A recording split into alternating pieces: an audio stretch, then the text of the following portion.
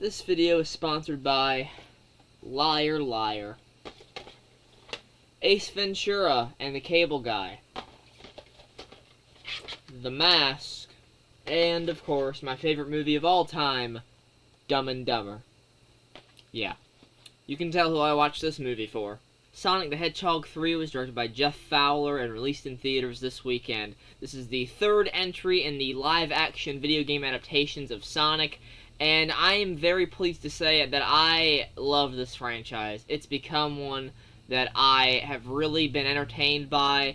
It just keeps getting better with each film, which is crazy considering where we started at with Ugly Sonic back in 2020, and then it got revamped because of all of the complaints about it, and then we eventually got that new Sonic look that looks way better. I can't imagine what it would have been like if they had kept that same design.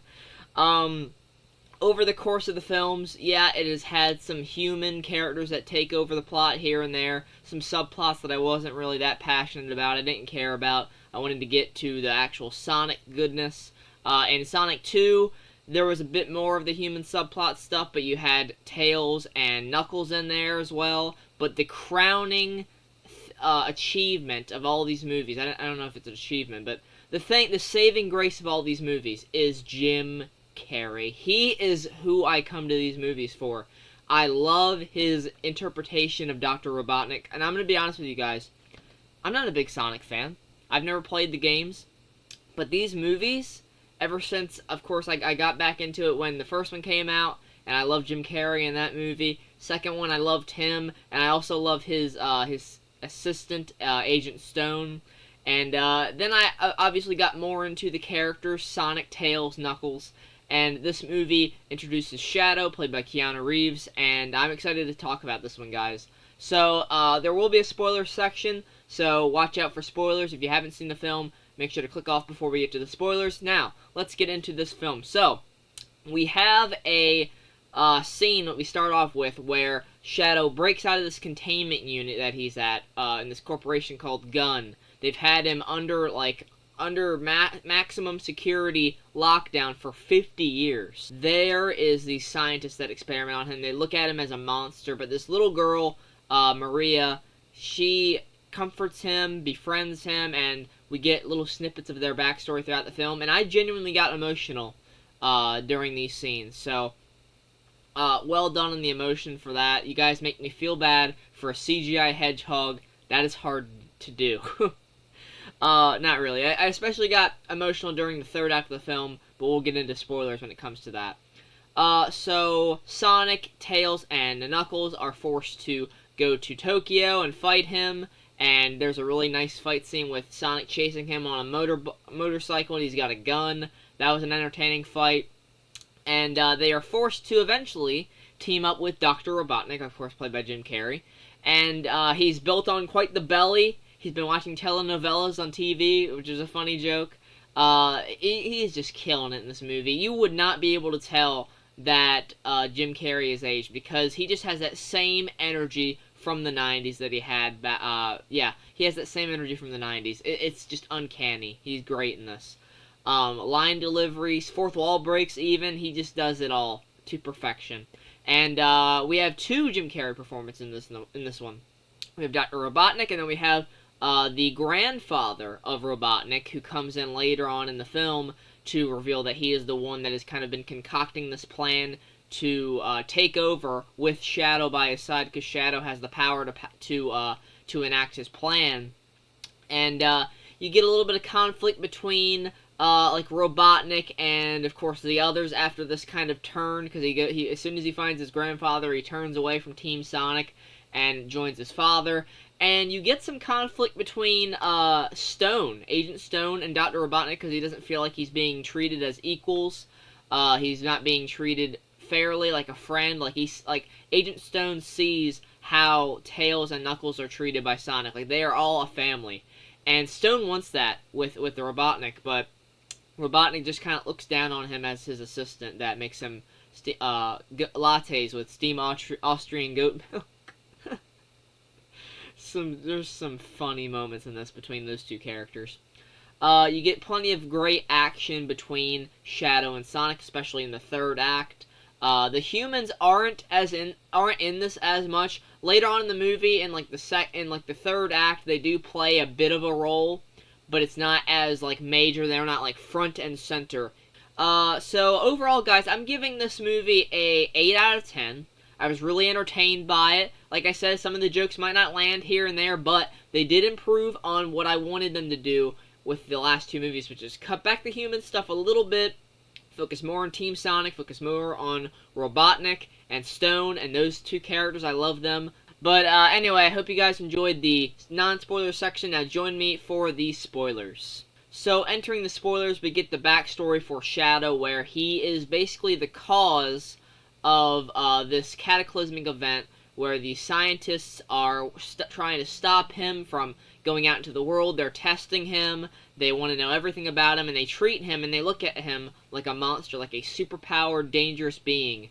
And this little girl comforts him and tells him, no, like, you can be whoever you want to be, and you're my friend. I don't find you dangerous. Unfortunately, there is a moment where they are trying to escape the gun headquarters, presumably because of something that Grandfather Robotnik did, and Maria ends up dying. They actually kill off this little girl that Shadow bonded with, and that breaks him. Whereas Sonic, when he first came into the real world, he was coming off of the loss of his mother figure. He lost her, and coming into this human world, he didn't use that loss and turn it into anger. He kind of set it aside, and he found this family that loves him and cares about him. So it's got a nice beating heart to the film. That message of, like, yes, things are going to happen that are bad in your life, loss, and stuff like that. But that doesn't mean that you have to take it out on the world. You don't have to let that define you and let that anger from that loss take over you. You can kind of have it in the back of your mind. That's never going to leave you, but you're also going to remember the love that you got from that person that you lost. So that's a real driving point behind Sonic and his story in this movie. And later on in the film, Tom, played by James Marsden, he gets injured by Shadow, and it's not clear if he's going to make it or not. Obviously, by the end we see that he does make it, because I didn't think they were going to kill him off. For a second, they might have had me fooled, but then I was like, no, he's going to be alright. But Shadow sees that Sonic is, like, hurt by his friend being injured, and he's like, wait, and he stops and looks at him, and he's remembering how he felt when he lost Maria.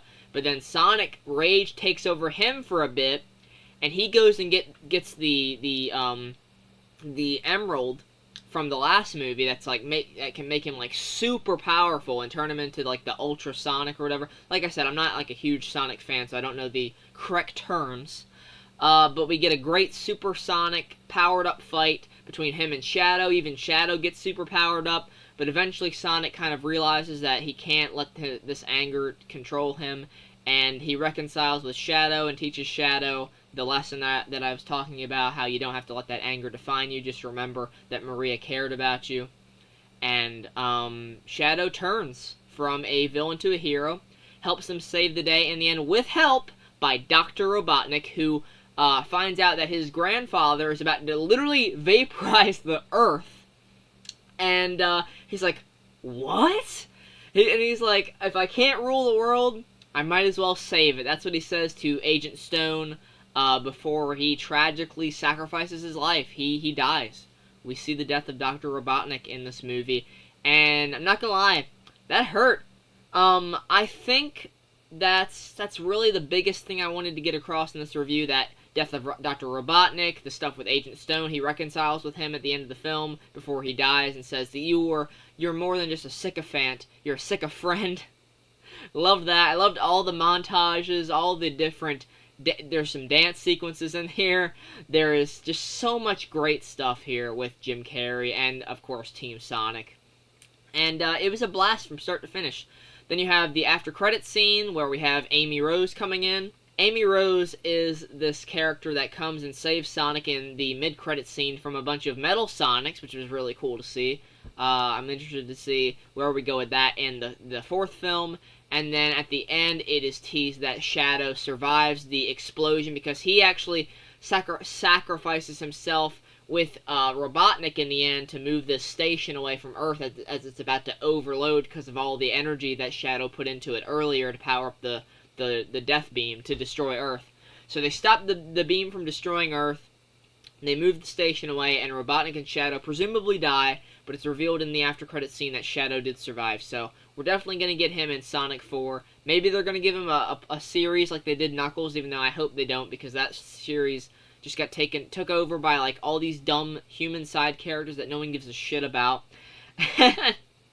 Nonetheless, I hope you guys enjoy Sonic 3. Let me know what you thought of it down in the comments below. Where does it rank on your overall list? It's gotten pretty high on mine, to be honest. Are you excited for the 4th film? And, yeah. Thanks so much for watching the review, guys. Take care, and goodbye.